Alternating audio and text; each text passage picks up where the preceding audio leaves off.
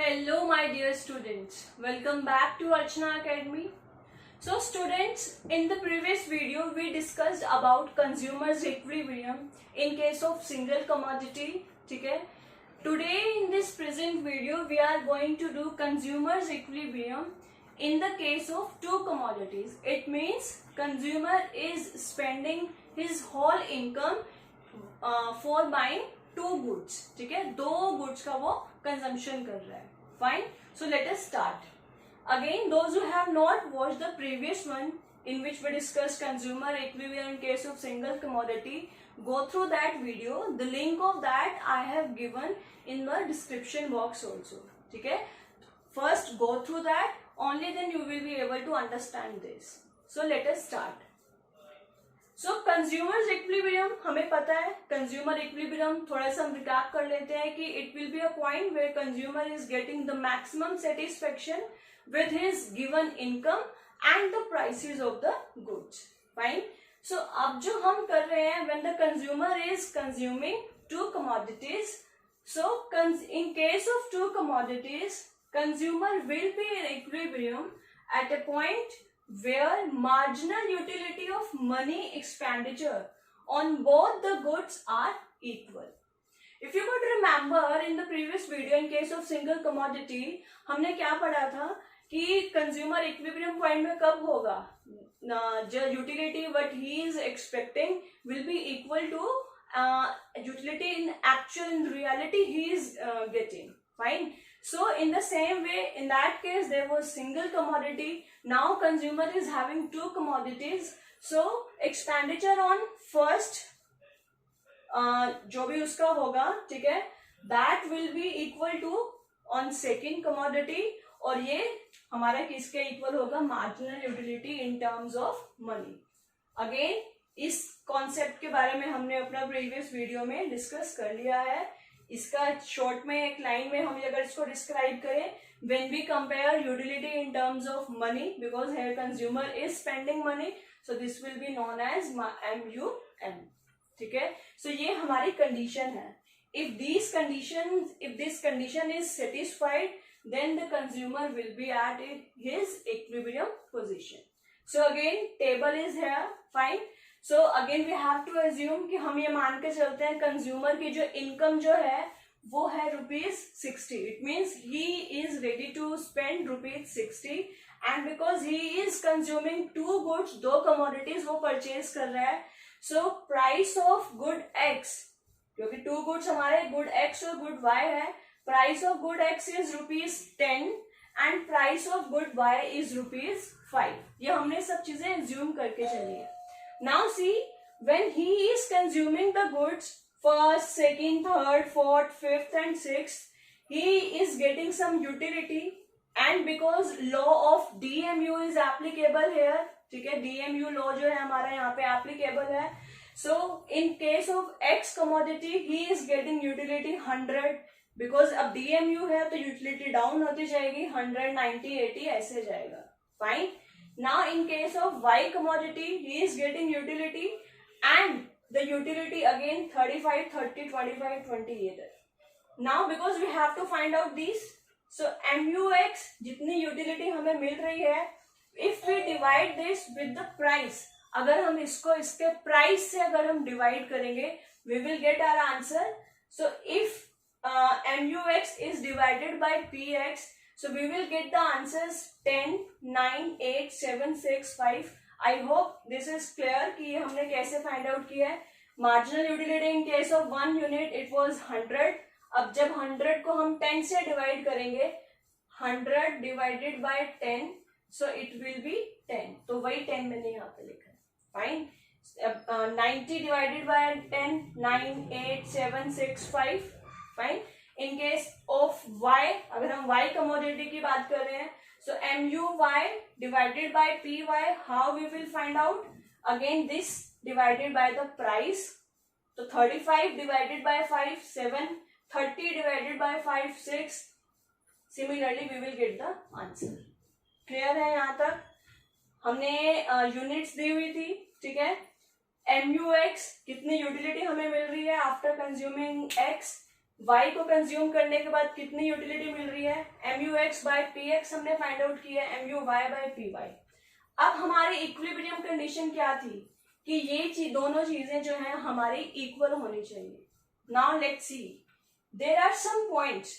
अगर हम बात करें 7 इस वाले पॉइंट में भी है, इस लाइन में भी है, 7 इज हेयर ऑल्सो।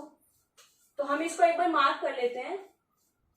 तो यहां पे देखोगे, अब 6 अगर यहां पर है तो 6 तो यहां पर भी है, but you can see the difference in the units कि इस इन केस ऑफ x वो 5 यूनिट्स कंज्यूम कर रहे हैं, इन केस ऑफ y यहाँ पर 6 वैल्यू कब आ रही है, जब कितनी यूनिट्स वो कंज्यूम करेगा, 2।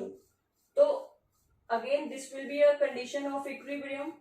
एंड सिमिलरली 5, और यहाँ पे भी क्या है हमारा 5 है। So we are having 3 conditions.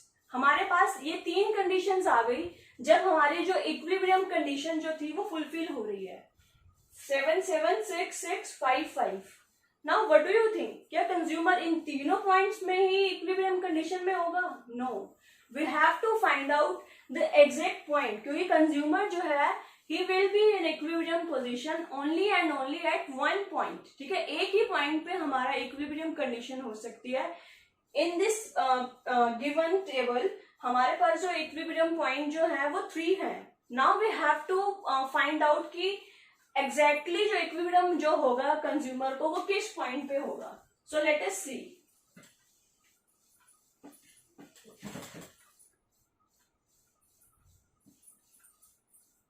अगर हम बात करें, let us give this is point A, this is point B and this is point C। जो हमारा 7 है वो A, 6 वाला है B और C वाला है वो 5।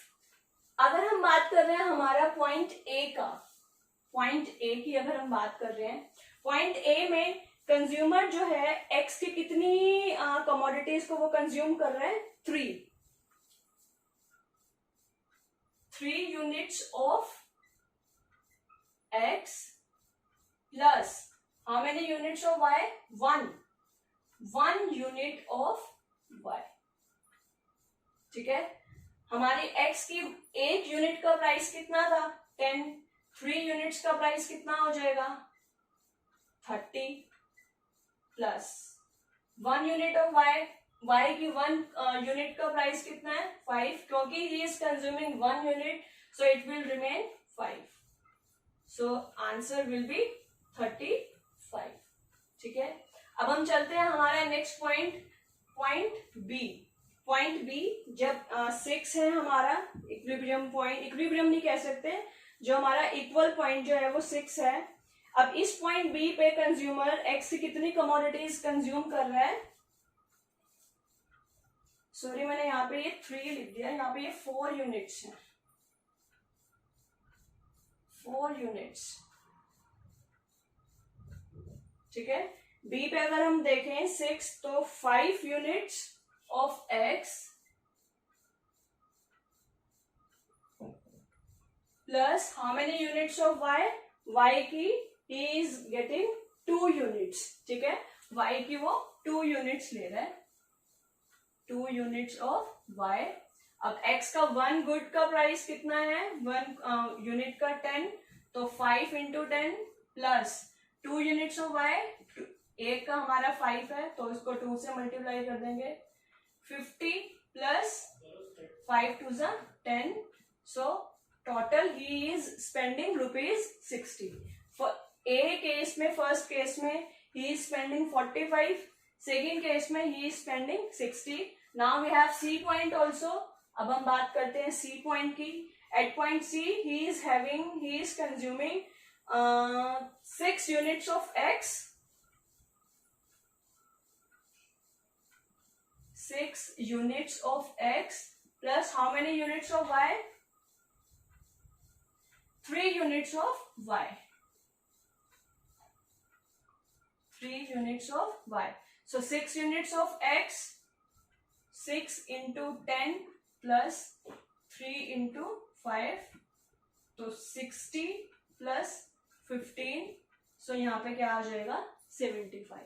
अब हमारे पास ये कॉम्बिनेशन हमने देखे थे, ये वाले कॉम्बिनेशन हमने इसकी इन टर्म्स ऑफ मनी, क्योंकि हमें मनी से रिलेट करना है, ठीक है, इन टर्म्स ऑफ मनी हमने इसकी वैल्यू फाइंड आउट करी है।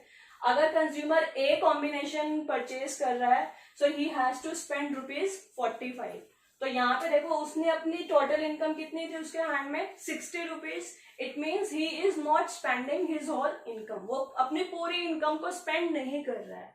बट हमने अपने इक्विलिब्रियम पॉइंट में क्या देखा था कि consumer is spending the whole income, जितनी भी उसकी इनकम थी वो सारी की सारी इनकम वो स्पेंड कर रहा है। तो यहाँ पे तो total income he was having 60, spend कर रहा है 40, तो ये कंज्यूमर इक्विलिब्रियम पॉइंट जो है वो नहीं हो सकता।